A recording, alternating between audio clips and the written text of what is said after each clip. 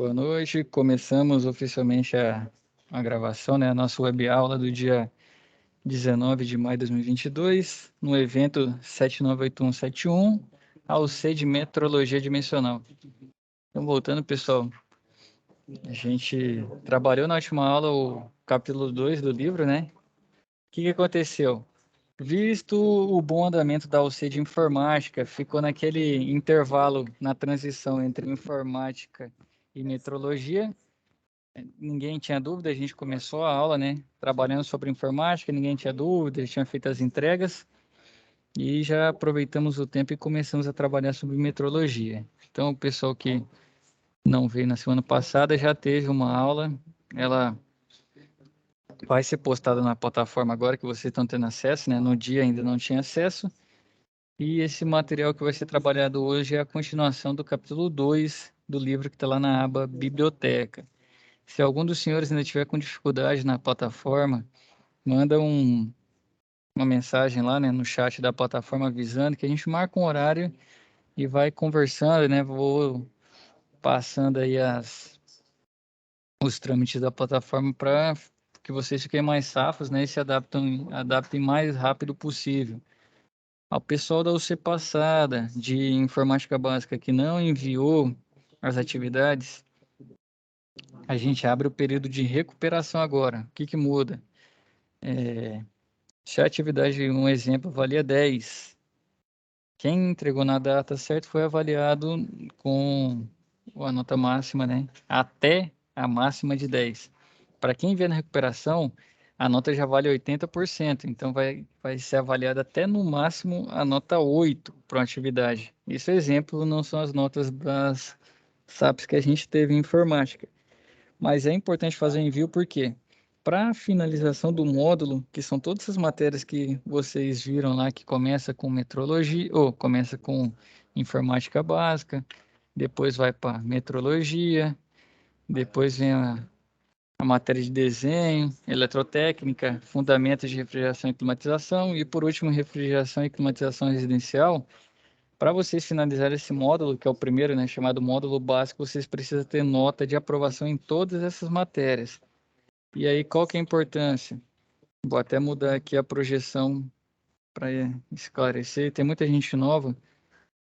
Vou projetar minha tela aqui um segundo. Então, aqui dentro da UC de metrologia, tem essa tabela, né, que mostra as atividades avaliativas. 49 pontos. Vem da atividade 1 à atividade 2 da situação de aprendizagem. Vão estar aqui, ó, atividade 1, atividade 2.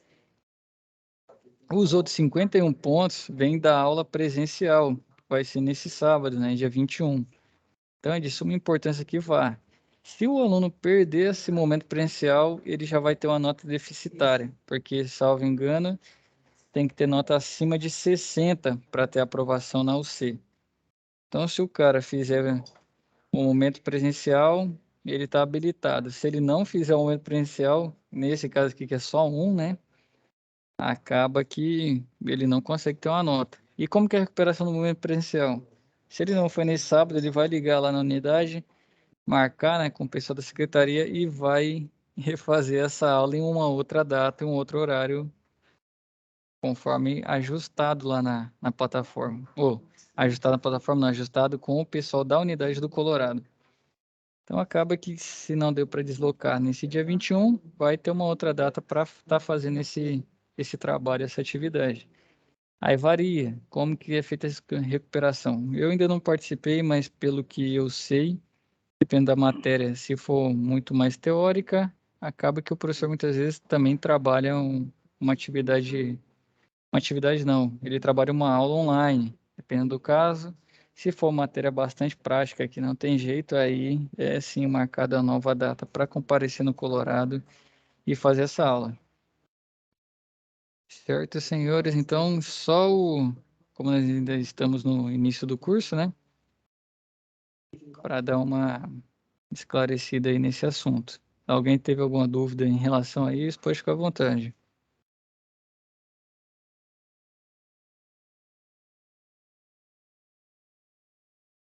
Ficou em silêncio. Eu acredito que ninguém teve dúvida. Ah, alguém levantou a mão. Espera aí que eu... O Wellington falou tudo bem. Deixa eu levantar a mão, Luiz. Fica à vontade, Luiz. Boa noite, professor. Desculpa o atraso de 9 minutos, eu estava distraído ali, agora que eu fui lembrar que eu tinha que participar da aula. Tranquilo, meu rei. Fica à vontade. Se tem alguma dúvida referente ao que foi dito agora, tá tranquilo? Como que tá? Professor, eu estou 9 minutos atrasado, agora está batendo 40. Eu estou 12 minutos, na verdade, atrasado. Mas tá de boa, vamos para frente. Eu vou me adaptando e descobrindo o que está acontecendo na aula. Beleza, então. Então vamos começar, a gente dá continuidade aí. Deixa eu só ver aqui o chat apitou também. Ó, o Roberto. Valeu aí pelo feedback. Então, vamos lá. Então, dando continuidade no capítulo 2, na UC de Metrologia. Esse livro está lá na aba Biblioteca. Não, na aba Conteúdo do curso, me perdoem. Conteúdo do curso que tem esse material. Então, hoje a unidade que a gente vai trabalhar é o tempo, né? Para finalizar. Então, o tempo é uma palavra originada do latim tempus, cujo significado vem da grandeza física que mede a duração de determinados eventos, sejam físicos, químicos ou de percepção. Idade, por exemplo, né? Inúmeras grandezas de medidas dependem dessa junção da grandeza-tempo, que é a velocidade, né? A velocidade vai ser em quilômetros por hora, metros por segundo. Aceleração, que aí já vem metros por segundo ao quadrado, na existência de algo e assim vai. Então, a primeira forma de mensurar o tempo foi utilizando uma ferramenta denominada de ampulheta, criada pelos antigos egípcios. A ampulheta era formada por um recipiente de vidro com duas divisões e com uma certa quantidade de areia no seu interior, conforme mostra a figura a seguir. Então, vem de certa forma, né, essas unidades vêm de convenção. Alguém acordou num dia inspirado e resolveu inventar, né, a forma de medir essa grandeza. Então, alguém acordou lá e resolveu inventar essa ampulheta. Então, hoje a gente vive um sistema de medida que foi feito por convenção de alguém no passado e que deu certo, né, que foi fácil de utilizar. Assim como a gente veio falando lá da unidade de comprimento, né? Começou lá com distância do. Eu lembro das mais peculiares, né? Torresa, o côvado, né? Começou lá também. A primeira que a gente viu foi polegada, né? Então tudo vem de convenção e o tempo não é diferente. Então, com a evolução tecnológica e pela necessidade de maior confiabilidade, foram criadas outras maneiras mais precisas de realizar essa medida da grandeza do tempo. Essa grandeza tem por base a unidade do segundo e em forma cronológica é possível datar os momentos em que ocorrem determinados acontecimentos. Observe na figura a seguir a relação do tempo numa escala de equivalência. Então aqui, como que seria feita essa conversão, né? Traz as medidas de horas, minutos e segundos. Então, se você tem 1 minuto, que é passar para segundo, você multiplica pelo valor de 60, né? Então, 1 minuto é igual a 60 segundos. O contrário já é a divisão. Se você tiver 60 segundos, você vai dividir por 60, você vai ter 1 minuto. Se tiver 120 segundos, dividir por 60, você vai ter 2 minutos. Então, a equivalência entre essas unidades é feita dessa forma. De horas para minutos, de minutos para segundos, são multiplicações por 60. E de si o caminho contrário, de segundos para minutos e minutos para horas, feita a divisão por 60. E a outra unidade, para finalizar o nosso capítulo 2, as duas tinham ficado para trás, é a temperatura, né? Então, segundo Cruz, em 2002, temperatura é a grandeza física que permite medir a energia cinética das partículas de um corpo, a energia de movimento das partículas. A temperatura termodinâmica é dada pela energia cinética liberada pelos movimentos das moléculas de um dado corpo ou substância. Quanto maior for essa agitação, maior será a temperatura. Ou quanto menor a agitação, menor será a energia cinética liberada, menor a temperatura. Fisicamente, esse movimento tende a buscar um equilíbrio de energia entre as moléculas desses corpos ou substâncias, através do deslocamento de energia térmica entre eles. O equilíbrio do mais energético, né, com maior temperatura, para aquele com menor carga térmica, menor temperatura, sendo que a situação é determinada por quem recebe ou doa energia calorífica. Caso não ocorra a transferência de calor, fica determinado que o corpo ou local se encontra em equilíbrio termodinâmico, ou seja, os dois corpos ou locais estão com a mesma temperatura. Um exemplo prático disso é quando a gente está lá tomando uma bebida, eu vou usar de exemplo um refrigerante, né? Você compra no supermercado, chegou em casa, não deu tempo de resfriá-lo. E aí, para não tomar bebida quente, você vai lá e coloca um gelo. Então, o refrigerante vem na temperatura ambiente e o gelo vem na temperatura bastante baixa, né? Então, quando você coloca ali, no fim das contas, até ocorre a mudança do estado físico do gelo, porque ele vai entrar em equilíbrio térmico, né? Os dois, de certa forma, vão entrar na mesma temperatura, né? E essa temperatura, como ela é mais alta, o gelo acaba mudando do estado físico, que ele estava sólido, para o estado líquido. Então, tudo tende ao equilíbrio na natureza, né? E com a temperatura não é diferente. Então, para ter essa condição, aqui já as escalas de temperatura, né? A gente conversou na última aula sobre Celsius, Fahrenheit e Kelvin, né? Aqui já trazendo a questão histórica da invenção da escala Kelvin. Então, para ter a condição de zero absoluto, foi criada a escala em Kelvin por William Thomson. Ele era conhecido como Lord Kelvin, que estudou o comportamento dos gases e descobriu que a menor temperatura que um corpo pode atingir seria equivalente a 273 Kelvin. Dessa forma, Lord Kelvin determinou que este seria o ponto zero da sua escala. Essa escala determinada, essa escala é considerada uma escala absoluta por realizar um fenômeno universal, que é o congelamento da água, como referência. Nesta escala, a água congela a 273 a 273 Kelvin e ferve a 373 Kelvin. Você vê que a associação da temperatura com graus, né? Como a gente utiliza os Celsius aqui, já vem de forma automática, mas me desculpem. Então, pode-se também utilizar para medir a temperatura as unidades graus Celsius e graus Fahrenheit. A escala em graus Celsius usa como base, assim como a escala Kelvin, o elemento mais importante para a vida no planeta Terra, que é a água, né? Determina que o seu ponto de congelamento a uma temperatura a 0 grau e seu ponto de ebulição que se dá a 100 graus. Essa escala é mais usual no Brasil, inclusive para mensurar as temperaturas nas áreas de refrigeração e climatização. Então, no sistema internacional, no SI, a unidade é Kelvin. Mas, usualmente, né, no nosso país aqui, a unidade de medida mais utilizada é Celsius, assim como Estados Unidos e demais países utilizam muito o Fahrenheit.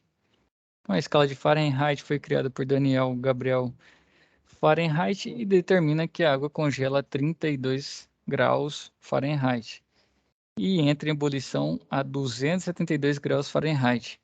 Então aqui traz a escala, né? Tem o termômetro. O zero absoluto em Fahrenheit, se for, é equivalente ao menos 273,15 graus Celsius. Congelamento. Aqui no caso da água, né? Faltou escrever aqui. Se for em Fahrenheit é 273,15, apesar que não está tão legal, porque a gente sabe que a água congela em Fahrenheit a 32 graus Celsius. Eu creio que possa ter tido alguma divergência aqui, que até o texto traz, né? 32 graus Fahrenheit é o equivalente a zero em Celsius. Aqui traz outras escalinhas também em relação em Celsius e Kelvin e Fahrenheit em Kelvin, mas a forma mais simplificada, né, realização de valores de temperatura, conversão, né, desses valores de uma escala para outra, traz aqui as equações. Se você tem a temperatura em Celsius, vai ser igual a temperatura em Kelvin, no caso você quiser encontrar, né, em Celsius vai ser a temperatura em Kelvin menos 273,14. Com isso, você vai ter a temperatura em Celsius. E o contrário. Então, se eu quiser saber a temperatura em Kelvin, eu pego a temperatura em Celsius e somo 273,14. E a conversão de Fahrenheit para Celsius, aí já é uma fórmula um pouquinho mais complexa, né? Que entra 5, que multiplica a temperatura em Fahrenheit, subtrai 32, o produto não, o resultado dessa subtração aí da temperatura em Fahrenheit menos 32, você vai pegar esse resultado, multiplicar por 5 e posteriormente dividir por 9 para ter essa temperatura em Celsius. Já é algo um pouquinho mais complexo. A importância de ter a fórmula é porque pode ser que uma hora você precise calcular e não tem um conversor, né? Fala, professor, tem aplicativo que faz conversão muito mais fácil. Sim, tem, mas a gente tem que saber o básico também, até para um dia você baixar um aplicativo novo, ele está com algum erro e você, como não tem nem noção de como é feita a conta, né? Pode ser induzido ao erro também. Então, se você vê um valor discrepante, algo fora da curva, né? Vê uma temperatura em Kelvin que está negativa, você já vai saber que não é para existir isso. Certo, senhores? Então, a gente finaliza o capítulo 2 e para não perder tempo, a gente já vem no capítulo 3 também. Vou aproveitar e dar uma pausa e perguntar se alguém tem alguma dúvida referente ao capítulo 2, unidade de tempo, unidade de temperatura. Se a gente já pode seguir para o capítulo 3. O Luiz levantou a mão, fica à vontade, Luiz.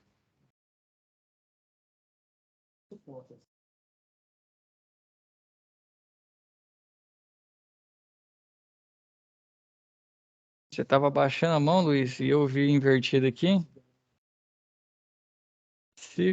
O Roberto levantou a mão. Vai lá, Roberto, fica à vontade. Professor, mas assim, com relação às atividades, a atividade focou muito nos instrumentos de medição e não pegou essa parte anterior que a gente encerrou agora do capítulo 2.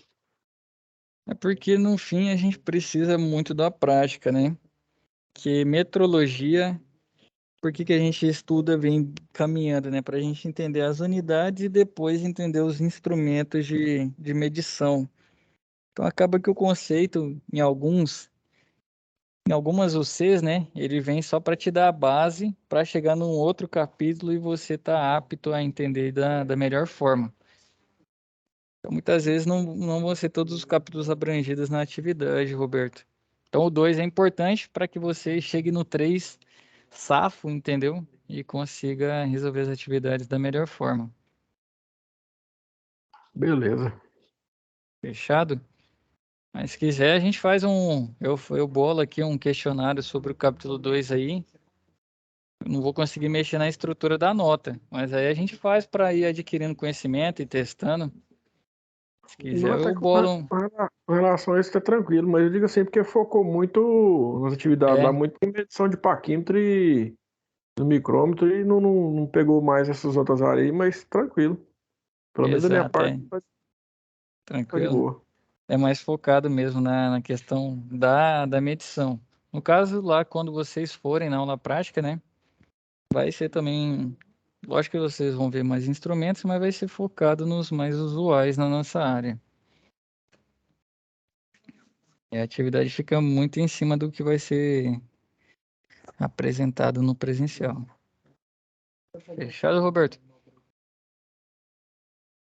Tranquilo, obrigado. Então vamos lá, pessoal. Capítulo 3, entrando aqui nos instrumentos de medição, que o Roberto já está safo, né? Já fez as atividades. E ele vai ser o Fiz, não, eu tô fazendo. co-host da fase, vai ser o co-host aí da aula, vai ser o co-professor agora. Professor adjunto. Já foi eleito. Então aqui as competências, né, que a gente quer adquirir nesse capítulo 3, que é identificar os tipos, as funções e as características dos instrumentos, utilizar os instrumentos de medição e comparação e realizar manutenções e lubrificações nos instrumentos. Então vamos lá para o 3.1, que são as escalas, né? A escala é uma régua graduada. Tem uma fotinha embaixo, não sei se a resolução tá tão boa aí. Para mim não tá tão legal de ver não. Mas é uma escala, uma régua graduada, normalmente confeccionada em aço inoxidável. As escalas de metal são as mais resistentes e confiáveis. Sua função é medir distâncias, tamanhos de objetos e traçar linhas retas. Você poderá encontrar também a régua graduada em milímetros, conforme exemplificado na figura a seguir. Então, lembrando, né, o metal, termicamente também, ele pode sofrer a questão da mudança do seu comprimento, mas é muito mais confiável do que uma régua naqueles materiais plásticos, né, os polímeros, que ela só tem uma graduação em cima, e muitas vezes se você pegar aí quem tem filho, irmão mais novo, ou que utiliza essas réguas, né, se você comparar uma com outra, às vezes até do mesmo fabricante, você vê que a escala não é muito precisa, elas têm divergência entre elas mesmas. Essas inox aqui são as mais utilizadas quando se precisa de uma precisão maior. Até quando for comprar, né, você vai encontrar ela também nesse material inox. Então, outro tipo de graduação da escala, lembrando, lá das unidades de comprimento, metro, milímetro. Então, aqui ele trouxe que é graduada em milímetro ou pode ser em polegada. Quando é... O Ayrton perguntou onde é mais usar essa régua. O Ayrton, quando você não tem na nossa área é mais utilizado o paquímetro, né? Pelo menos lá na empresa utilizamos muito o paquímetro. Mas se você precisa fazer uma medição de algo que o paquímetro não consiga medir, dependendo do tamanho do seu paquímetro, né? Aí já entra a régua. A régua é utilizada em medição. Creio que você consiga mensurar a bitola de uma tubulação com uma régua dessa. Se você não tiver o paquímetro, tiver uma régua boa, você consegue medir. Você consegue mensurar, deixa eu ver o que é mais, um esponjoso quando você for utilizar numa instalação. Você consegue medir, deixa eu lembrar o que mais. Você já vai conseguir medir uma bitola de um cabo flexível para puxar um ponto elétrico, né? Porque uma régua dessa já não tem essa precisão toda, mesmo milimetrada. É um material mais difícil. Pode ser que consiga? Sim, mas como é menor, né? Um paquímetro já é o ideal para fazer esse tipo de medição. E assim vai. Ou pode ser na atividade de uma criança também na escola, lá fazendo a medição, ou a medição de um projeto, né? Que está na escala ali A4, A3 no papel, você precisa fazer a conversão, tá sem um escalímetro. Você vai lá e utiliza uma régua dessa também. Então aí, tanto em milímetros, que é o que a gente vai encontrar aqui no nosso país, né? Que é a nossa unidade de medida usual, quanto em polegadas. Aí já no sistema inglês, para uso em ferramentas e pesca, utiliza essa unidade de medida conforme a próxima figura que está embaixo. Então, se você quiser ter uma em polegadas, por exemplo, a bitola de tubulação, então, para descobrir o diâmetro do seu tubo de cobre, você pode utilizar já uma escala dessa em polegadas, né? Que facilita. Se você fizer em milímetros, você tem que converter, né? Ela de milímetros para polegada para saber se você está com a tubulação de 1/4, 3/8, de meia. Então, se você já tem ela graduada em polegada, é para facilitar. Então, aí já tem um terceiro tipo, né, de escala, que ela é graduada tanto no sistema métrico, né, que vai estar em milímetros, quanto no sistema inglês, que vai estar em polegadas.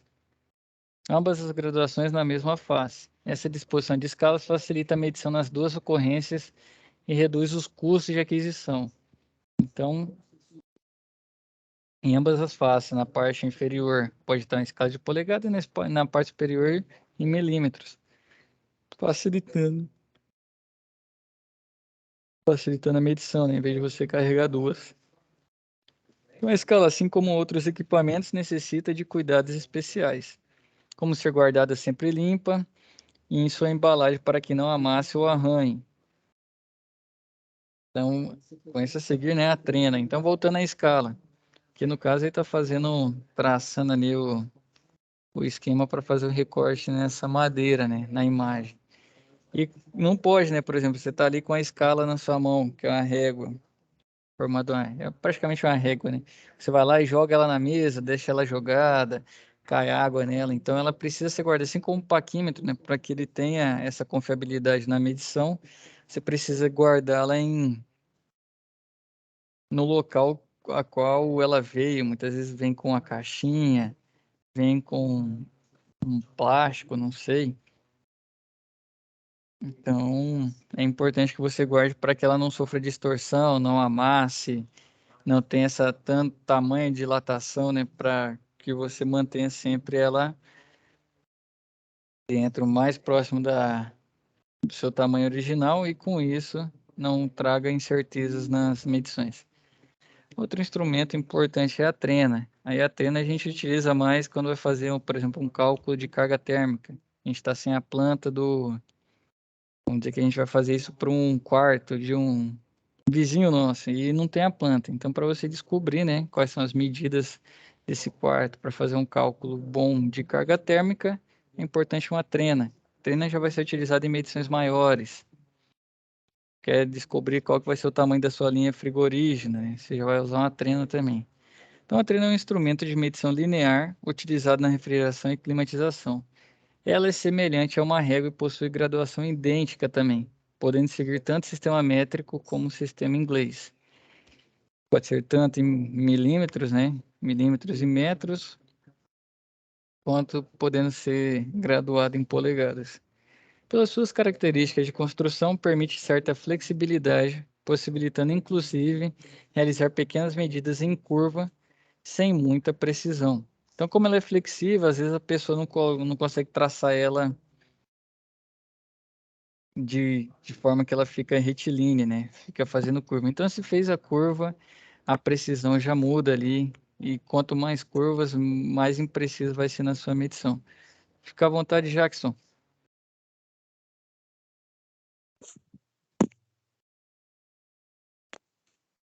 Não, tudo bem, desculpa, foi meu áudio aqui que ligou, professor. Tranquilo, meu rei. Quem quiser falar também, pode ficar à vontade. Assim como a gente falou nas outras aulas, né, o ambiente é participativo e colaborativo. Então, sempre que quiser fazer a intervenção, fica à vontade que não tem perigo não. Então, voltando aqui, né, você pode encontrar diversos modelos de trenas de vários tamanhos diferentes, desde algumas com 3 a 50 metros ou ainda maiores.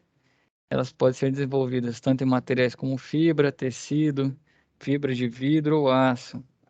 Então, aqui vamos trazer o exemplo de duas trenas, né? Essa com a fita de aço flexível, que vai ser a fita mais comum, né? Convencional aí nas obras. A leitura é feita em marcações na fita, que é fabricada em aço flexível e se retrai por meio de um mecanismo de molas internas. Então, aqui tem um exemplo dela. O que muda? Muitas vezes já vi erros nessas fitas que o recorte, né? O zero dela fez um recorte, teve um erro de qualidade e isso já traz imprecisão. Às vezes você tem que, em vez de começar a medir do zero, né? Que é essa ponteira que ela tem, você já tem que começar a medir do 1 para ter uma precisão, porque o recorte na ponta da fita não foi feito da forma adequada. Esse tipo de coisa eu já vi. Já peguei no campo já. E outro exemplo aqui trago na imagem é a fita de fibra de vidro. É resistente à ruptura e tração. Normalmente é fabricada em fibra de vidro, pois esse material muito resistente pode ser acoplado ao invólucro. Os modelos mais comuns não possuem mecanismo de retração automático da fita, tendo que ser utilizada uma manivela para rebobiná-la a seu devido local. A facilidade dessa fita é que ela consegue medir maiores distâncias do que a de aço flexível, né? Até pelo tamanho aqui. Hoje em dia, com o advento da tecnologia, né? Pelo menos na empresa, eu já trabalho com treino a laser. E facilita muito do que ficar esticando. Às vezes você precisa da ajuda de algum companheiro, né? Para fazer essa medição e a treina laser facilita muito. É lógico que algumas medições a laser não possibilita, de acordo com obstáculos no caminho do laser que você quer medir, né? Você quer medir uma parede, mas tem um obstáculo no meio, ou você não consegue posicioná-la para marcar o zero e tem um sobressalto, uma boneca, né? Então acaba que muitas vezes a laser não resolve, mas são exceções.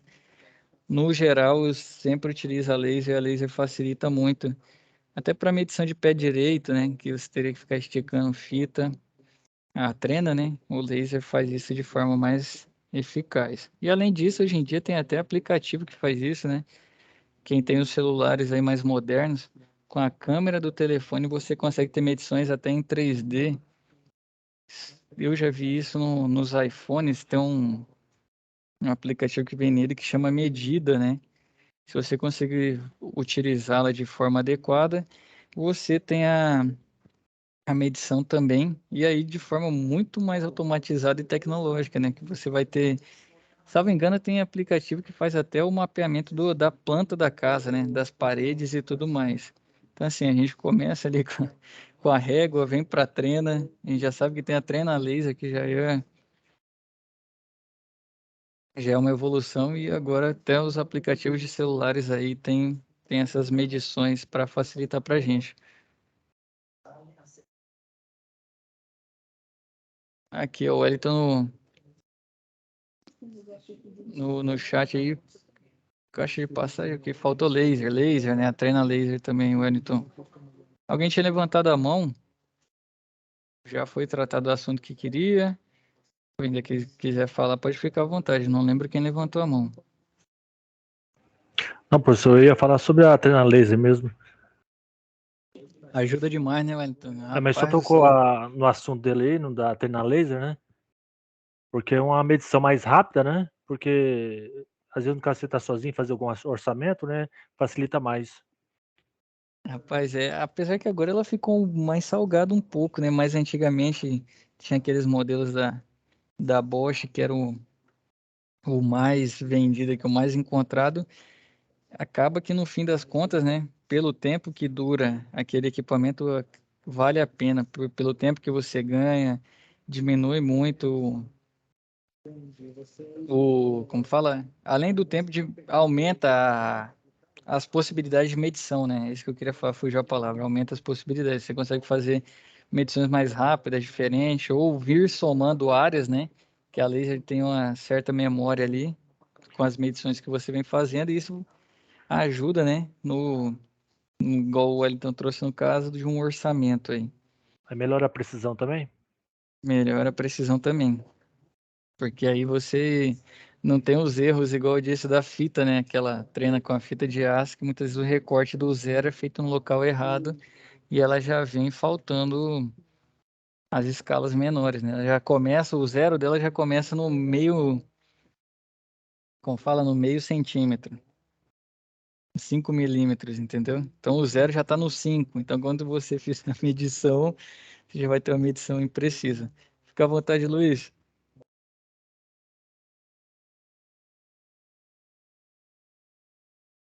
Se estiver falando, só liberar seu microfone, meu rei, que ainda está bloqueado. Questão de medição com trena, e dependendo do fabricante da trena laser, ela tem uma variação de medida.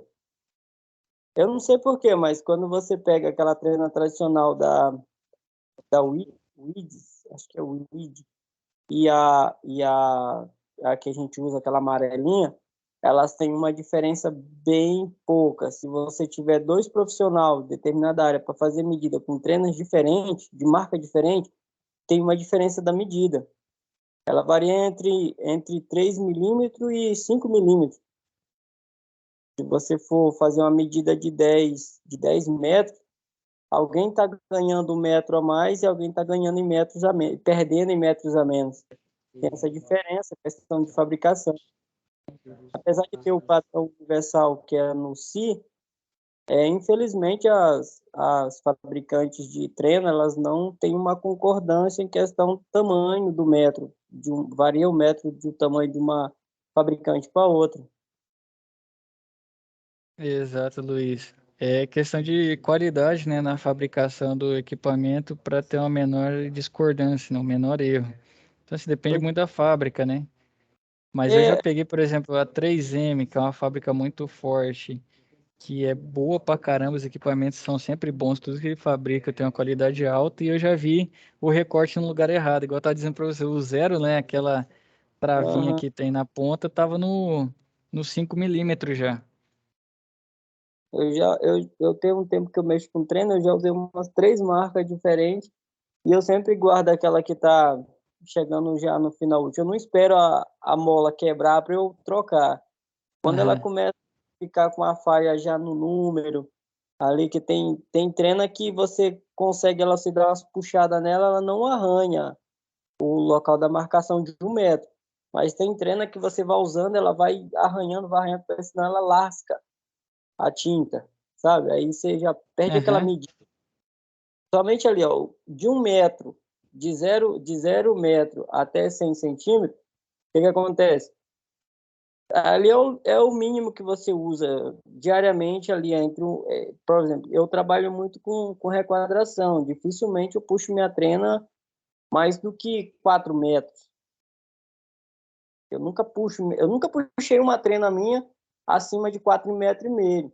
Aí o que acontece? Aí você tem aquela perda da qualidade da divisão da medida quando você está usando ali entre 1 metro e 2 metros. Tem trena que lasca mesmo, filho. Lá fica só a fita em metal, só o aço da fita, cai a tinta. Aí o que acontece? Não é só pela questão da qualidade, mas quando você vai medir uma trena da Starrett comparado com aquela vermelhinha que eu não lembro o nome, que a Starrett é amarela, mas a outra eu não lembro o nome, ela é vermelha. Quando você pega a amarela e a vermelha para tirar a mesma medida, tem uma diferença de tamanho. E às vezes você pegar duas da Starrett com lote diferente, você pode ter diferença também. Exatamente. Aí aquela questão não sei, eu acho que o Inmetro mesmo só serve mesmo só pelo nome, porque ele não fiscaliza esses detalhes. É porque isso aí entra uma outra questão lá, que é que eles chamam do Six Sigma aí, que é as ferramentas de qualidade, né? Que é quantas, uma parcela de milhões, quantos podem ter erro, né? Quantas frações de lote podem ter erro. Então, assim, não é 100% preciso, né? Acho que dificilmente você vai ter uma indústria fabricando algo que tem 100% de qualidade, né? Você vê empresas aí que são notórias por qualidade igual a Apple, né? Às vezes dá defeito também. Então, isso aí faz parte do nosso dia a dia, Luiz. É mais uma coisa que a gente vai aprendendo a lidar, né? Não, professor, não estou apontando a questão de empresa de tecnologia, não. Eu estou querendo falar coisas simples do que a gente vai usar. Tipo, tem essa variação de medida de uma empresa, de um fabricante para outro. Por exemplo, se você tem 1 centímetro meio centímetro a menos, quando você vai calcular em 1 metro, você já perdeu 5. Chegou ali 10 metros, você perdeu 5 centímetros. Porque você está perdendo meio centímetro desde o começo da medição. Tá entendendo? Exato. Uhum. É essa questão, é só para apontar a diferença que os fabricantes apesar de nós já ter estudado na aula anterior, que se apontou que existe um metro universal, cada empresa assume seu próprio metro. Isso aí entra muito na questão do nível de calibração aceitável para cada tipo de equipamento. Se você quiser, por exemplo, aí não discordando, realmente o que ele trouxe é fato. O que o pessoal traz para a gente, né? Como é um equipamento de baixo valor aquisitivo, para não onerar, o equipamento deles não vai para comparação com o metro universal, entendeu? Então eles não são calibrados de certa forma. Vai ter uma trena lá que foi calibrada e as outras são feitas em cima dela. Então assim, já é um nível, salvo engano, vai vindo por letras. Eu não lembro como que era feito. É até uma baita pergunta. Mas aí vai tendo as tolerâncias, né? Qual que é o máximo de erro aceitável? Se você pegar, por exemplo, uma trena laser, vai ser uma tolerância, uma margem de erro muito menor do que uma trena de aço flexível. Mas você vai comprar uma trena, quanto que custa uma trena de aço flexível, essa convencional? Chega a custar o quê? R$ 15? R$ 10? Não, professor, acho que você nunca. Tá com quanto tempo que você não compra uma trena? Bastante. Eu acho que Tá eu nunca bastante. comprei uma trena. Minha amiga, agora se você não tiver R$ 25, 30 conto no bolso, você não compra uma trena mais, não. Então, R$ 30. Aí se for pegar uma laser, já tá custando aí Oh, R$ 350, R$ 400, né? pois é. E E aí você vê, aí fala, pô, mas é o laser, a pessoa vai gastar R$ 400, então eu já tenho uma tolerância, como fala, uma margem de erro menor, né? Já permite um erro menor. E assim vai, é muito em cima do valor do ativo que a gente está adquirindo também. Aí como a treina é barato, né? O pessoal fala, isso aqui vai ser usado para medir 40, 50 metros, o cara não vai medir milímetro, não. E o nível de tolerância permite uma margem de erro muito maior. Deixa eu só ver o chat aqui rapidão, Luiz. A Wellington colocar um percentual a mais em orçamento. Você fala com relação, Wellington, ao orçamento, por exemplo, na tubulação da rede frigorígena, para colocar um pouquinho a mais, justamente por essas questões de medida? Professor, eu estou colocando aí porque é o seguinte, geralmente quando você faz um orçamento, mesmo quando treina a laser com a outra treina, sempre tá alguma diferença, né? Eu estou perguntando assim, se é sempre usual colocar uma porcentagem a mais, porque eu trabalho mais na parte elétrica, e sempre a gente tem que colocar uma porcentagem, tipo o pessoal que assenta piso, né? Sempre coloquei aqui Aham. os 10%, porque sempre tem quebra, tem, no caso, não tem aproveitamento da peça também, né?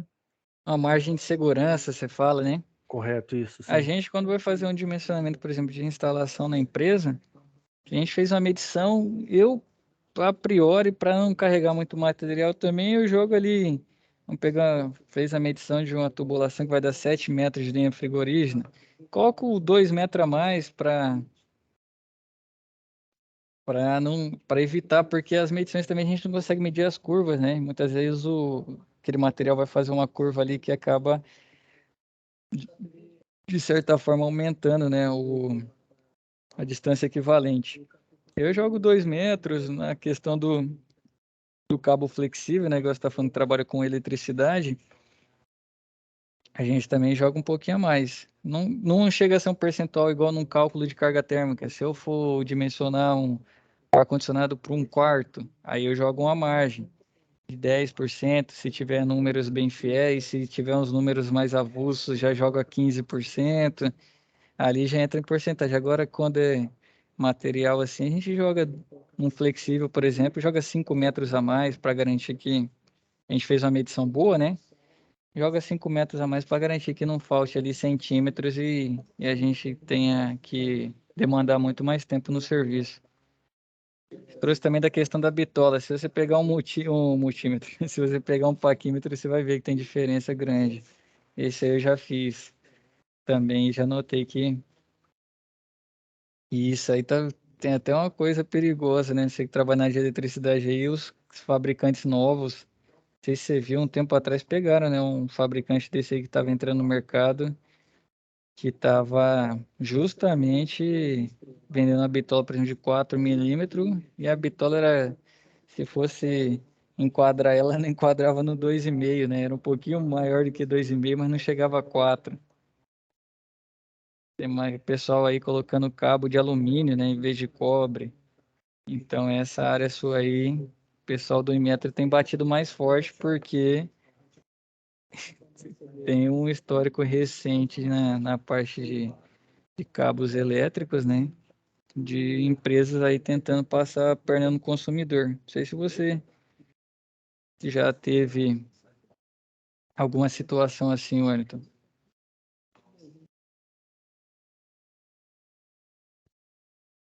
Não, eu já trabalhei em venda de material elétrico, mas sempre trabalhei com material bitolado, né? No caso, bitola Sim, correta, né? Inicialmente trabalhava com Pirelli e outras marcas de referência, né? sim, Depois de saí da empresa, passei a trabalhar com licitação também, uma empresa de licitação, mas aí me exigiram colocar condutores de preço mais acessível, né? sim. Na realidade não existe, né? Aí eu comprei os fios, né? Só que são desbitolados. Aí é mandar para o cliente e voltar para trás. Aí é complicado. E geralmente o que a gente faz na empresa também tem essa questão do preço, a gente de vez em quando dá uma conferida e aí se vê um fabricante ruim, geralmente devolve na loja, né, e não compra mais daquele fabricante. A gente exclui ele da lista de fornecedor. Aí vocês estão falando do Imetro, né? Questão da fiscalização, né? Não, a É, gente esse, só devolve esse, para a loja. A gente faz no nosso laboratório, no nosso estoque mesmo, né? Tem um parquímetro lá, a gente confere, porque esse é um item que está tendo muito rolo, infelizmente, no mercado, né? A gente pega um por amostragem ali, confere, e se pega fora, devolve para a loja, fala, esse aqui não serve, e para de comprar aquele fabricante. Mas isso é uma cultura que a gente faz lá na empresa, assim, por conta própria. É porque os condutores, no caso, eles têm toda a certificação, todo o selo e tal, mas eles burlam isso aí, colocam Exa- o selo, tudo, e os clientes acabam que compram, né? Mas Exatamente. isso não é só em condutor, isso é em motor, isso no caso é em tubulação, né? É em Tem tudo, também. né? Professor, Sim, o que acontece? A questão da pitolagem do cobre dentro da capa isolante, muitos profissionais eles se baseiam muito na experiência de visão, entendeu? Ele é sim. capaz, profissional, quando tem muito tempo na área de eletricidade, ele olha o fio ali, aquela capa, fala, não, esse é de 1,5, esse é de 2, esse é de 3. Aí o que acontece? Esses fabricantes aí que você está citando, geralmente eles dão uma engrossada na isolação do cobre, para tentar enganar visionalmente, mas só que se você for descascar o fio e pegar o parquímetro para dar a medida, ele não é aquela medida. Muita gente acha que a medida é o fio é o fio. Tipo, você tem um fio vermelho e você olhou, não, esse dá 2. Só que a pessoa tem que levar em consideração que não tem que olhar, não é a grossura do encapamento, e sim do cobre, não do isolamento, entendeu? Tem essa às vezes a gente confunde ali, porque você olha assim, uma pessoa que é profissional há muito tempo, se você entrega para ele um fio de 10 milímetros, ele vai olhar pela capa, ele nem vai querer saber o quanto de cobre tem debaixo daquela capa, ele vai olhar só a capa e fala, não, esse é de 10. Pode ser que ele seja de menos, mas como ele já está acostumado a mexer com fio, ele vai lá e olha só a grossura do fio como um todo, o cobre e a capa. Aí é que o pessoal está dando aquela malandragem. Isso aí tá, infelizmente, nos últimos É, tempos aí tem ficado muito forte. exatamente. Você pega um cobre ali, ó, que tem uma regra de isolamento para cada fio. Aí só que os caras estão trabalhando justamente na questão visionária, profissional. Que quando a gente está muito. É igual eu falo para os colegas que trabalham comigo, ó, o que leva ao acidente é o excesso de confiança. Você confia que ali tem 10 milímetros de cobre e na hora não tem. Aí você vai fazer aquele trabalho, ó, daquele rato lá. Mas eu comprei um fio de 10 milímetros. É 10 milímetros o fio como um todo. Você medindo o diâmetro de ponto do cabo, da extremidade do Seção isolamento nominal, exatamente. Aí você não leva em conta a quantidade de cobre que tem dentro daqueles 10 milímetros. Pode ter menos. Exato. E até para ter essa informação, a pessoa precisa da norma, né, para saber, e aí entra naquela questão de acesso, custo, né? Mas justamente isso acontece muito, infelizmente, a tendência aparentemente é que está só aumentando, né? Pessoas tentando burlar esse sistema aí. Mas só continuando aqui, então vamos lá, agora já entrando no paquímetro, né? É um instrumento de medição de uso geral que serve para medir objetos com precisão e agilidade. Segundo Silva Neto, o nome paquímetro vem do grego paqui, que é espessura, e metro, que é medida. Normalmente é fabricado em aço e tem forma semelhante a uma régua graduada, porém possui um encosto fixo e um cursor móvel deslizando sobre a régua. Tem 4 bicos de medição, sendo 2 deles para medir objetos pela parte externa e outros 2 pela parte interna. 2 desses bicos são fixos à régua e os outros 2 deslizam junto com o cursor móvel. Também possui uma haste para medir profundidade. Então, aqui tem a representação do paquímetro, né? E aqui as peças, orelha fixa, orelha móvel, a 7 é o bico fixo, 10 o bico móvel, tem a escala graduada ali, o nônio ou o vernio, né, que é para polegada. Tem o parafuso e a trava, né, que é importante para guardar, para estar fazendo a medição e não quer que a escala corra, né? Você vai lá e trava também. Tem a escala fixa, tem o encosto fixo, o encosto móvel, nônio, vernio para milímetro, né, que é o de baixo, o impulsor, que é onde você vai tocar nesse nônio para fazer a movimentação dele, que vai movimentar bico e orelha móvel. Tem a escala fixa em milímetros e a haste de profundidade para também fazer a medição, quando você quiser fazer uma medição de profundidade, como já diz o nome. Então, com um paquímetro é possível obter medidas em polegadas, em milímetros e em centésimos de milímetro, conforme a sua escala. Ele também possui uma haste que possibilita aferição em profundidade com total precisão. O paquímetro pode ser encontrado em diversos modelos e tamanhos, no entanto, o mais comum é o paquímetro analógico. Com o avanço da tecnologia de fabricação desses instrumentos, surgiram os paquímetros digitais, que possuem a medição mais prática, se comparada do paquímetro analógico, pois representam os valores de medidas diretamente em um visor. E antes de iniciar a medição com o paquímetro, confira a escala do nônio, que indica a resolução do paquímetro. Os mais comuns são os paquímetros com escalas de 0,05 milímetros, que possuem 20 divisões na escala do nônio, e os de 0,02 milímetros, que possuem 50 divisões na escala do nônio. Então, você pode observar a diferença entre um paquímetro analógico e um paquímetro digital. O paquímetro digital, a vantagem dele é que quando você quer fazer certificá-lo, né? Quer certificar que ele está tendo uma precisão boa, você manda para um centro de calibração, né? Fazer a calibragem dele. Com ele você consegue fazer essa calibração de forma mais ajustada, né? Com o paquímetro analógico já fica mais difícil fazer essa calibração, porque muitas partes deles são fixas, né? E o digital ali é feito em cima da programação. Luiz, fica à vontade. Professor, eu quero Sim, fazer uma pergunta bem. Ela é simples e até chega até a ser boba, mas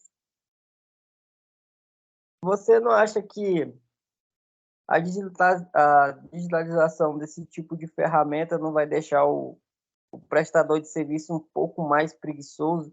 E até porque, o que que acontece? Quando você se apega muito à questão da digitalização, que é uma coisa boa, acontece que você toma preguiça de fazer cálculo particular.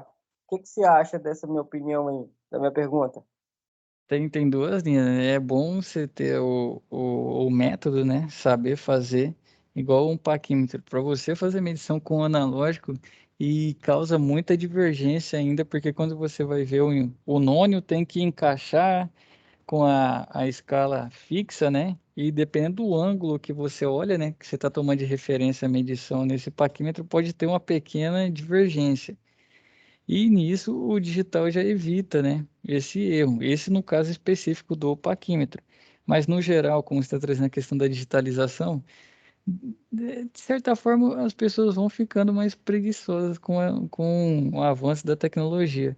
Mas como eu lá na empresa eu preciso que a produção também é um fator importante, né? Que afeta no lucro lá no final do mês. Aí fica difícil que eu vou defender o digital, Luiz, que eu preciso que o cara faça mais rápido, né? Que mantenha a qualidade, mas com um tempo menor, justamente para que tenha uma produção maior. Mas a ponto da pessoa ficar preguiçosa, fica assim, porque, por exemplo, lá na empresa lá não tem mais analógico, tinha, mas ele acabou estragando, só tem o digital. Então, se eu for pegar para fazer a medição de novo, eu vou gastar alguns minutos, cara, que eu já acostumei com o digital lá para facilitar a minha vida. E se me der os dois, eu não vou pegar o analógico para medir, não. Nem vou mentir para você ser hipócrita aqui, que eu vou pegar o analógico para facilitar a minha vida. A gente vai ficando mais preguiçoso, sim. Vou fazer uma pergunta para o senhor. O digital ele precisa de uma fonte de energia, não é? Isso.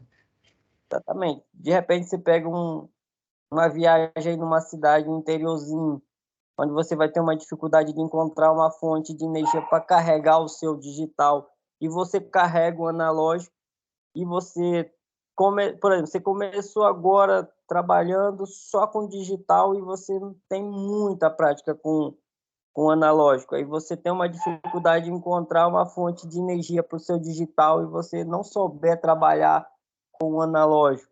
Como é que faz? Nesse caso aí, o bichinho ele usa uma pilhinha, né? Acho que Uhum. dá até para ver a voltinha aqui. E aí o cara vai ter que usar o recurso da internet para buscar como que faz a medição no analógico. Porque se faltar, ele vai. No caso, Eu, eu lembro, né, que eu tive aula de laboratório, no meu caso, mas se, por exemplo, eu começasse a aprender só no digital, se eu pegasse o analógico, eu não ia saber fazer a medição, pois nem a é, pau. aí é que tal. Aí, ó, a gente, assim, não é querendo fugir do termo da aula, mas ter uma situação digital é muito bom. Mas depender só do digital se torna ruim. Aí é bom o cara aprender, ter uma mentalidade de usar o analógico. Por quê? Porque o digital é uma coisa frágil, cara. A gente já sabe, o que é digital é frágil, está sujeito a erro, tá sujeito a pane. Aí o que é que acontece? O cara já tendo uma noção do analógico é muito bom, porque você pode carregar o analógico. Não, eu sei o digital e eu sei o analógico. Quando eu tiver uma situação onde o meu digital não funciona, eu tenho uma noção de conhecimento do analógico, não vou cometer um erro, entendeu? Exato. Isso vem bem quando a gente estava falando lá dos cálculos de conversão, né? Que tava falando, tem que explicar porque uma hora pode ficar sem um aplicativo. E salvo engano, vocês vão aprender lá. Eu ainda não visitei o laboratório da Unidade do Colorado, mas salvo engano, eu creio que vão aprender com como fala? Com o analógico, justamente para quando pegar o digital ser uma benesse, né? E não o contrário, quando você pegar um analógico ser uma dificuldade. Ainda bem, essa informação é bom, porque E aí, eu, cara, eu gosto muito de digital, eu acho, vai chegar um dia que a tecnologia vai ter a segurança de você poder engordar até explodir de tanto comer, porque vai chegar um dia que a tecnologia vai substituir a força de trabalho humano. Eu acredito que vai chegar esse dia. Até lá eu não quero estar vivo, porque eu não quero ficar gordo até morrer, mas que vai acontecer. Vai chegar esse dia. Pô, quando se fala em inteligência artificial, filho, povo, inteligência artificial é a maravilha, cara. Eu trabalhei ali numa casa um dia desse, o cara tava com aquela tal que tá na moda agora. Esqueci o nome da tecnologia que eles a estão usando aí. Alexa, Alexa. A Alexa, ela ainda tá um pouco confusa. Dependendo da pergunta que você faz, ela manda você cozinhar arroz e feijão. Mas automação de casa, ligar torneira, abrir porta, esses trem, ela faz 100%. Ela ainda não é capaz de responder significado da vida, porque o ser humano está na Terra, que ela não vai responder essas coisas. Mas o que acontece? Cara, ela é capaz de ligar carro. O Alexa tá avançada demais. Aí o que vai acontecer? Se chegar um dia, igual fala os filmes futuristas, chegar um dia de você poder ter um escravo metálico, não, cara, você vai trabalhar no meu lugar hoje, eu não quero ir. O cara vai, não vai sentir frio, não vai sentir fome, pode trabalhar o resto da vida que ele não vai sentir fome. Chegar esse dia aí sim, nós vamos engordar até explodir. É, Porque não trabalha, só pensa em comer, filho.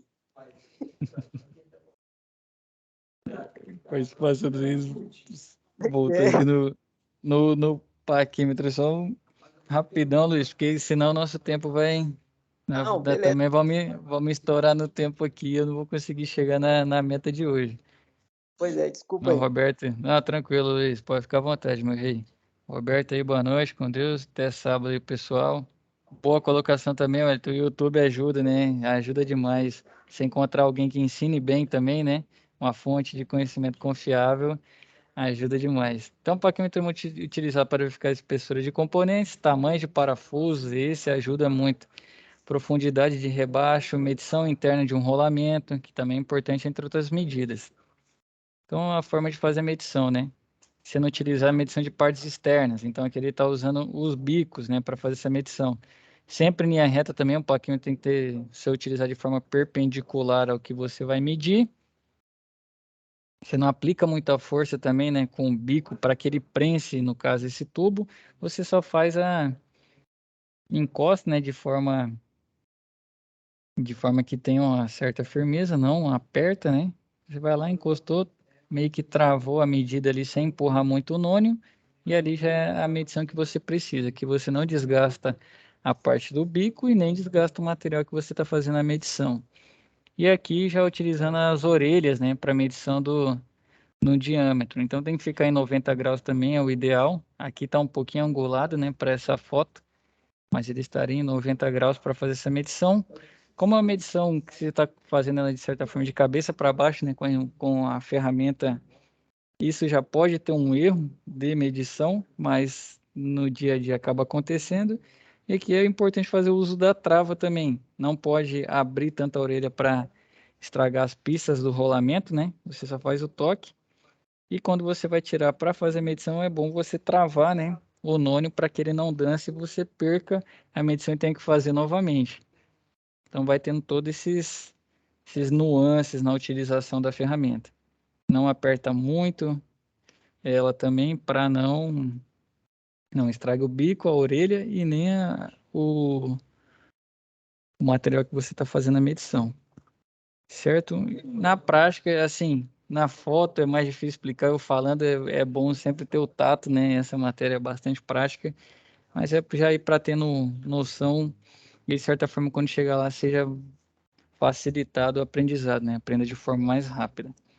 E aqui o micrômetro. O paquímetro já faz medição de pequenas distâncias, né? Pequenos comprimentos ali. Igual aqui, dentro de uma pista de um rolamento, você não vai conseguir usar uma trena, talvez uma régua graduada, dependendo. Uma escala graduada. E aqui, com a escala graduada, você já conseguiria fazer a medição, mas o paquímetro é muito mais preciso. E agora vem o micrômetro que faz a medição com maior precisão ainda, de menores distâncias. Então, o micrômetro é um instrumento utilizado na refrigeração e climatização, por ter uma medição de maior precisão para medidas externas, se comparado com o paquímetro. Então, segundo Silva Neto, ele é fabricado em aço e sua função é obter medidas lineares. O princípio de medição do micrômetro se baseia no deslocamento axial de um parafuso micrométrico, com passo de alta precisão dentro de uma rosca ajustável. Quando o parafuso se desloca, cada volta corresponde ao passo da rosca. Então, aqui é o micrômetro, né? Tem a face dele, o fuso, a bainha e o tambor e a catraca, que você vai girando o tambor e depois a catraca para ter uma maior precisão, que faz um deslocamento menor. Tem o arco, que é a estrutura de fixação e suporte dele, e tem o isolante térmico. Então, vai fazer a medição aqui, a distância entre as faces, né? Com a subida do fuso, você vem aqui e coloca o material. Da mesma forma, não aperta a catraca até que trave muito forte o material. É só até fazer o contato. Fez o contato, você vai lá e faz a medição. Então, tem um micrômetro analógico de 0 a 25 milímetros. Nele, a medida é realizada diretamente no tambor graduado e na escala fixa. Luiz, levantou a mão, fica à vontade, meu rei.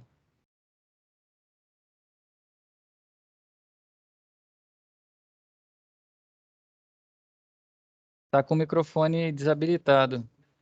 Se estiver falando. Professor, Sim, você apresentou duas ferramentas agora de precisão, sim, que são usadas na área da metalurgia. sim. Estou querendo ingressar na área de refrigeração. É obrigatório ter essas duas ferramentas? Não. O paquímetro já é mais importante, que você vai acabar utilizando ele várias vezes. Assim, é primordial para começar? Não, não é primordial para começar. Mas é algo que ajuda muito no dia a dia e acaba que sempre precisa. O micrômetro na nossa empresa ela não tem e já chegou o caso de utilizar. A gente quer fazer uma medição de, por exemplo, um tubo capilar que danificou, e eu tenho ali eu não consigo saber, por exemplo, qual que é a medida desse capilar. Eu tô falando capilar, não sei se todos são da área ou não, mas é onde faz a expansão do fluido. Deixa eu ver até se... Depois eu vou pedir para você puder fazer o favor e pesquisar aí um tubo capilar para facilitar a imaginação. Acho que todos estão no computador ou celular, se puderem fazer isso. Quem não conhecer ainda é o tubo capilar. Então a gente precisa fazer a medição dele para fazer a substituição e colocar outro. E a gente não sabia a medida. Então o micrômetro fez falta em um momento. Não é tão usual igual o paquímetro. O paquímetro é muito mais usual, mas não é primordial para começar na atividade, Luiz. Dá para começar sem eles. Mas, então, pelo que eu entendi, é melhor ter, então, né? Ajuda demais. Se você É não me- tiver e precisar, você não vai ter a informação que você deseja. E às vezes pode até ficar então, manutenção parada. então é melhor comprar, guardar, manter conservado para a hora que precisar você ter para usar, então, né? Isso. É que depende, né? Quando você está no começo, às vezes o custo de aquisição não é tão. Por exemplo, o orçamento tá X e eu tenho que escolher entre, por exemplo, comprar um kit flangeador ou um paquímetro. Eu não sei os valores dos dois, estou só usando. Então, o kit flangeador vai ter uma importância maior se deixa o paquímetro para comprar depois, entendeu? Mas Aham. assim, se está com um orçamento bom e cabe a compra, eu aconselho o paquímetro sim, o micrômetro é, é facultativo, entendeu? Mas para ajudar a geral aqui, que somos alunos, você sabe mais ou menos o preço desse tipo de material? Do Uma varia... paquímetro, a última vez que eu vi girava em torno de R$ 200, um paquímetro digital. Falar para você que eu pesquisei analógico, eu tô mentindo. Que é, igual você falou, a gente quer fazer mais fácil. Hoje em dia tem paquímetro digital aqui de 50. É lógico que isso muita coisa vem da China, né? Ah, Eu já sou meio chato em questão de ferramental, ainda mais de medição com artigos da China, mas isso é uma impressão minha, opinião minha, e cada um pode ter uma opinião diferente, pode ficar à vontade. Então, a última vez que eu vi, ele custava, uma marca que a gente já conhece, era em torno de R$ 200. Você vai encontrar mais barato. E o micrômetro, eu nunca pesquisei. Vou até fazer isso agora. Aqui tem, e o paquímetro analógico? na lógica era em torno de 100. Ah, 90, R$ 100. É bem menor o valor de aquisição. que você falou, a gente vai começar estudando o analógico, né? Isso. Na verdade, eu acho que lá, se tiver os dois, vai trabalhar os dois, né? Mas para ensinar, é que o digital não tem como se ensinar, né? Você ensina só a manusear. E o É, analógico, você já ensina a fazer a leitura também. ensina a fazer leitura e qualquer coisa fazer como é que fala? Esqueci o nome agora, minha cabeça faltou. Vou deixar para depois esse Um assunto. comparativo entre os dois? Aham. É porque É, se nós somos alunos, nós tem que aprender, nós tem que começar pela base, né? sim. Tudo na vida você começa com o básico. O básico é o primeiro degrau para você chegar lá em cima. Então, como você já falou que a gente vai começar com o analógico, eu já quero me preparar para ter um analógico, entendeu? Porque eu não trabalho na área de refrigeração, eu não tenho conhecimento nenhum em área de refrigeração. Eu quero entrar na refrigeração porque eu quero dar um tempo na profissão que eu tenho. Não vou abandonar, É, eu quero ter uma outra profissão, entendeu? aham. Então, o paquímetro você vai aprender lá e se quiser adquirir também, você vai utilizar em outras coisas na sua casa. Cabe que no dia a dia, quando você vai entendendo como funciona uma coisa ou outra, aí você vai dar manutenção, pode ser que você utilize também. Eu trabalhei com um colega aí um tempo na área da metalurgia. Ele usava esse paquímetro. A gente fazia medição de chapa, profundidade de parafuso, para calcular o Exato. tamanho o rosqueamento dos parafusos. Se trabalha em torneadora, você precisa de um parquímetro. E eles sempre usavam o analógico. Eu não sei se era por questão de tradição, mas eles falavam que a qualidade do analógico era bem melhor do que o digital. Eles falavam que Porque você precisa de um cuidado muito maior com o digital, né? Ele estraga mais fácil. Igual você tinha dito anteriormente, ele é mais frágil. Então, na lida do dia a dia na torneadora, meu amigo, se tiver um digital, vai quebrar um em cada semana. Então, o analógico ele é mais robusto, não aguenta mais. E eu trabalhei com uns caras muito tradicional. Eles gostavam mesmo era do analógico. Eles falavam assim, não, pois o digital é bom, mas o digital é para preguiçoso. Entendeu? É aqueles caras que, eu conheci um carpinteiro que ele não usa treino, ele usa escala, aquela escala que dobra, acho que Sei. em 6 meses, cara. Um dia eu trabalho com ele, ela falou, cara, você usa isso ainda? Ele falou assim, eu uso. Eu falei, moça, cara, meu pai tinha uma dessa aí de alumínio, entendeu? A escala, o cara que trabalha com marcenaria, moça, qual é mais difícil é achar uma escala hoje em dia, aquela que dobra em 8 partes. Todo E o mundo quer o mais fácil, né? dele por causa de uma trena nova, não, é?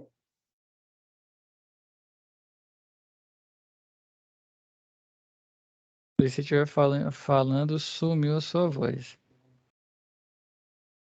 Não sei se teve uma queda de internet aí. Se estiver restabelecendo aí, você pode chamar de novo. Então, vamos continuar aqui. O micrômetro digital, né? Assim como no paquímetro tem um analógico e tem um digital. Aqui a diferença é que você só mexe no tambor e na catraca, faz a medição e já vem o valor na tela para você. Então, a leitura da medição é feita diretamente no visor do aparelho, tornando a medição mais precisa e livre de erros, desde que bem calibrado e manuseado. Então, o micrômetro é um instrumento que permite medir as dimensões diretamente nas suas escalas, que podem ter resolução de 0,01 milímetros ou 0,001 milímetros. Para realizar a medição, você deve segurar o instrumento pelo isolante térmico, que fica normalmente localizado no centro do arco. Então, você gira o eixo do fuso pela catraca até a face do encosto móvel tocar no objeto, que está em contato com o encosto fixo. Ao ouvir 3 cliques, você aciona a trava e realiza a leitura. E segundo Silva Neto, os procedimentos de medição com micrômetros exigem cuidados especiais, porque esses instrumentos são muito sensíveis.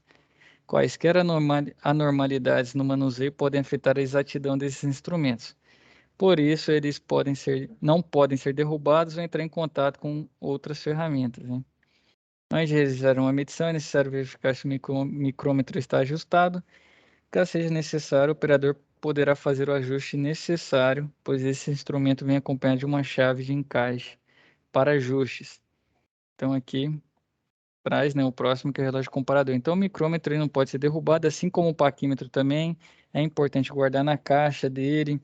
Não pode sofrer diferenciações de temperatura. O micrômetro ainda é mais sensível, que onde você tem que segurar, vem aqui, né, no isolante térmico. Você não pode ficar segurando no arco, que vai afetar a medida dele.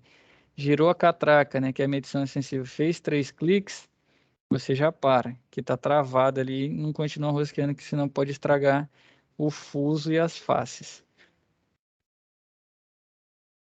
E aqui o nosso último, que é o relógio comparador, né? Ele também faz esse tipo de medição. Começar aqui pela imagem do mesmo, né? Então, aqui trazendo a teoria. Segundo Seco, Vieira e Gordo, o relógio comparador é um instrumento de medição e comparação de grande precisão e sensibilidade. Porém, ele é um instrumento que realiza uma medição indireta.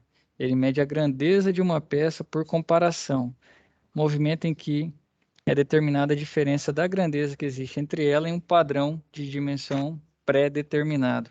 Então, por isso que ele é um relógio comparador, né? Ele mede por comparação. Para isso, ele conta com 2 ponteiros ligados por diversos mecanismos que se conectam a uma ponta de contato. Quando a ponta de contato sofre uma pressão, o ponteiro gira em sentido horário e a diferença é positiva, significando que o componente possui um ressalto, tornando a dimensão maior que a estabelecida pelo fabricante da peça. Caso o ponteiro gire no sentido anti-horário, a diferença será negativa. Isso significa que a peça apresenta uma menor dimensão que a estabelecida. Então, basicamente, é para manter a qualidade. Se tivesse isso para as trenas lá que a gente está falando, Luiz, você teria uma precisão maior.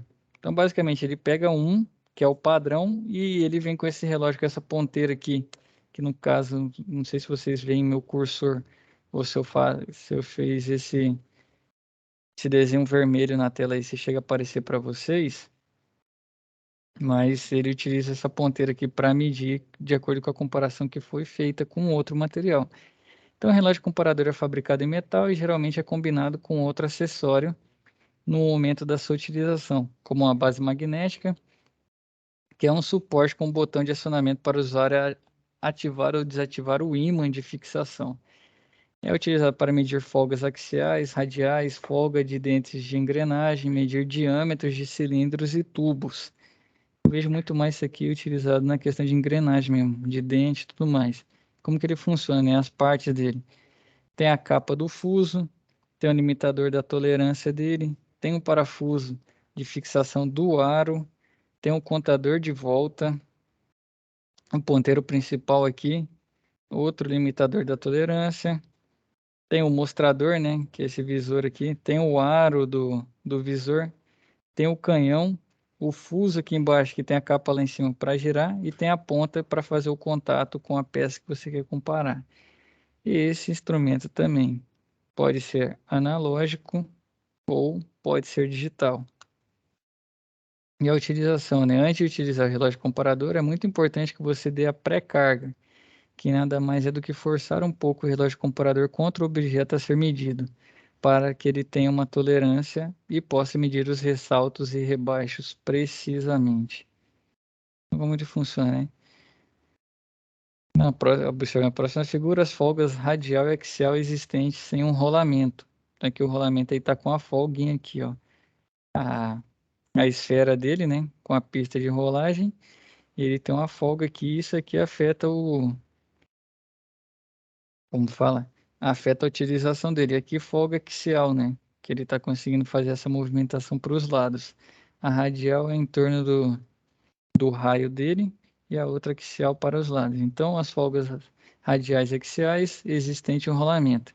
Elas podem ser medidas com um relógio comparador, pois após ele ter recebido uma pré-carga.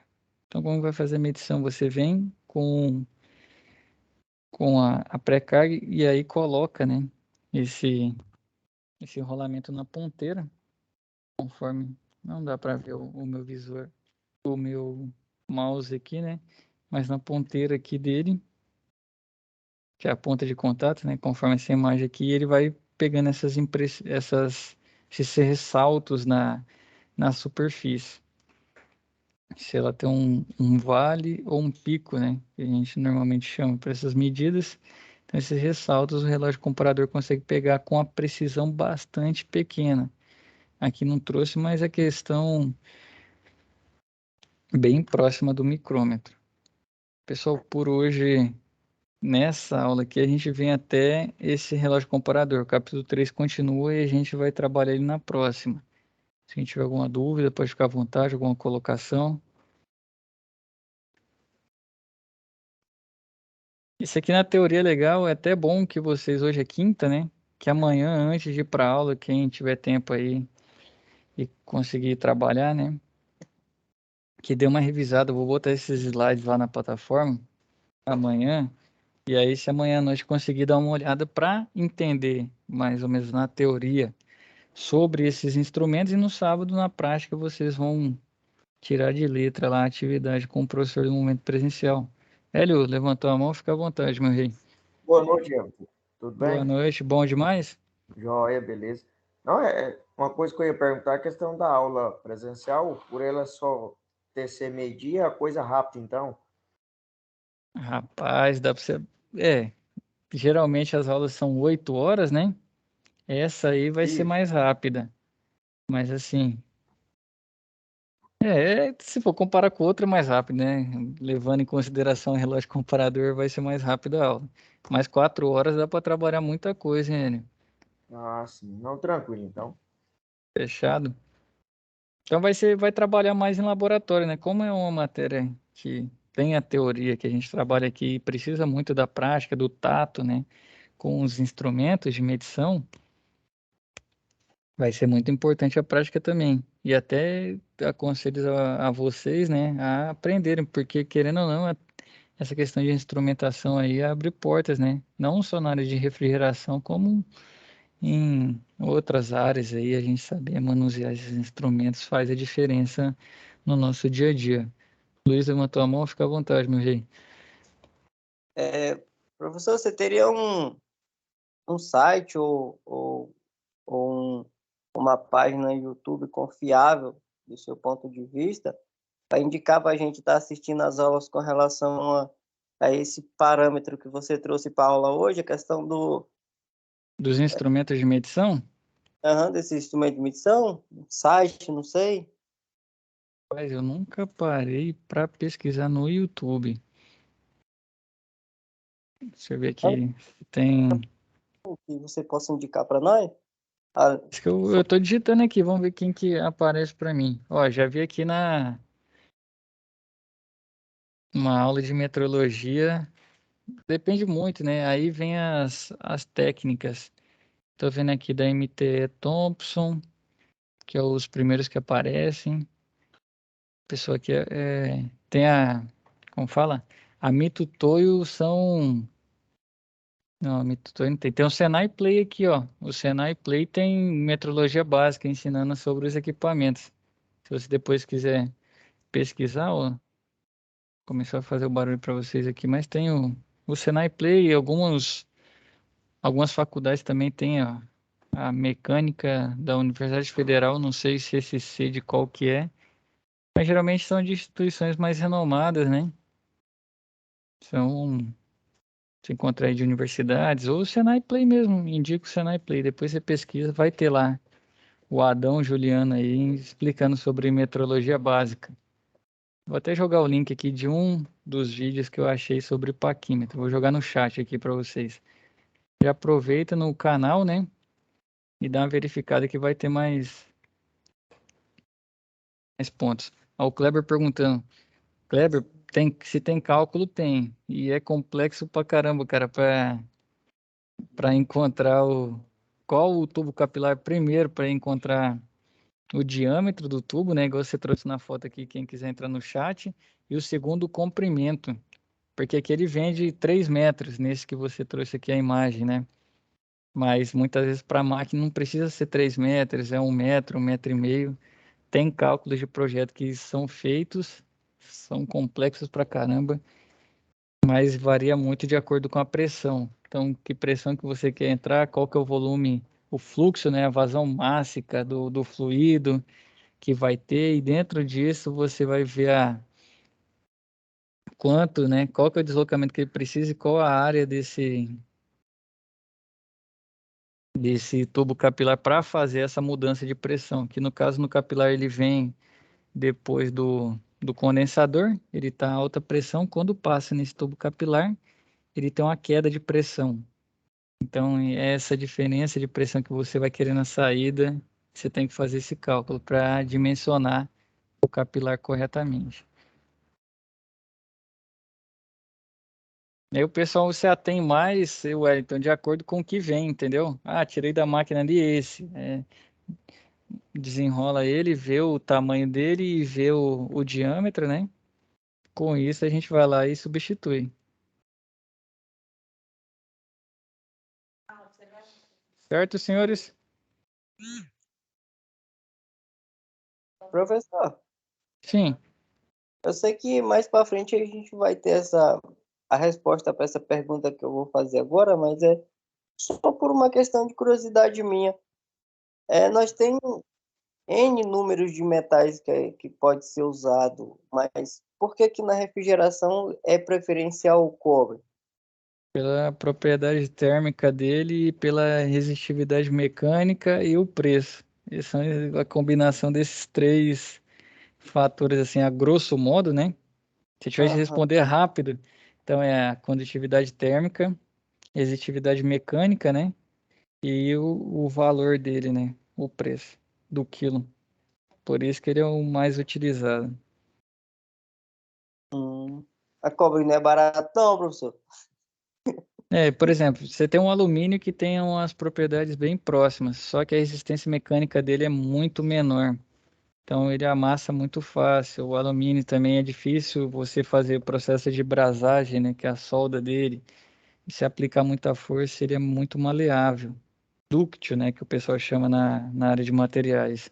Então o cobre tem uma resistência maior, né? É menos dúctil, ele é menos maleável do que o alumínio e é na medida para fazer essas tubulações aí e para fazer a instalação também nos equipamentos. De certa forma, são esses três. Pelo menos a forma que eu entendi, né? Quando eu faço essa avaliação também, que o pessoal me pergunta por que a gente não usa cobre ou não usa alumínio, né? Eu creio que É, são esses três é, pontos. é a ductilidade, a maleabilidade do material e a outra, a terceira é o quê? Ah, não, os três pontos, né, que eu te disse é a condutividade térmica. A condutividade térmica. O segundo ponto é a resistência mecânica dele.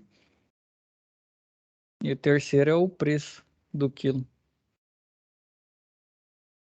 Então, assim, nunca parei para estudar a questão da questão De ma- física de certos Uhum. de metais, mas eu percebo que o cobre ele tem ele é capaz de segurar a temperatura alta por mais tempo que o alumínio. O alumínio perde temperatura mais rápido que o cobre.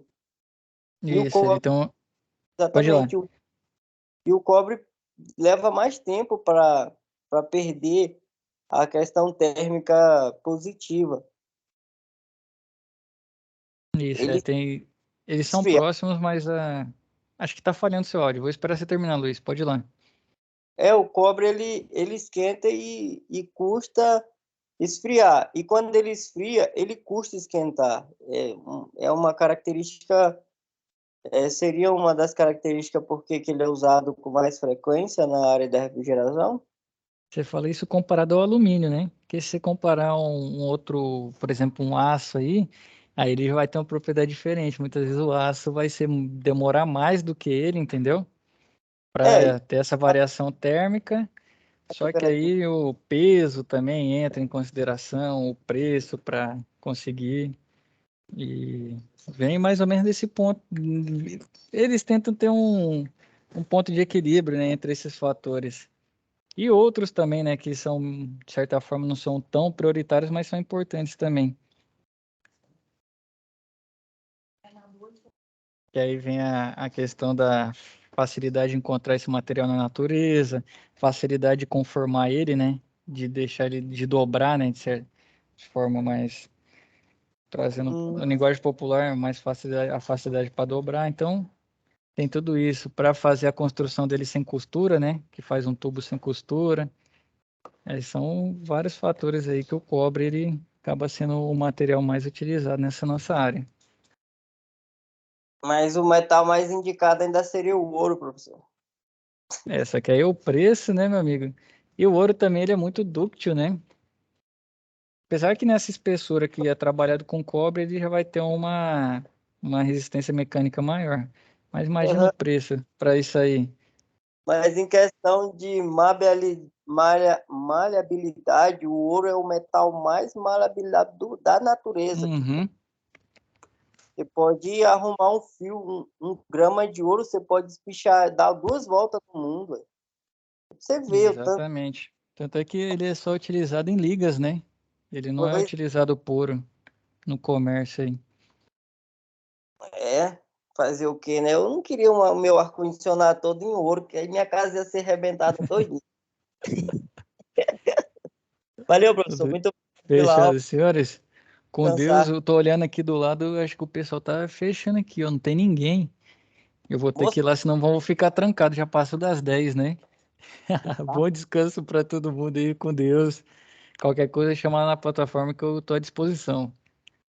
Beleza. Até a próxima web. Até a próxima.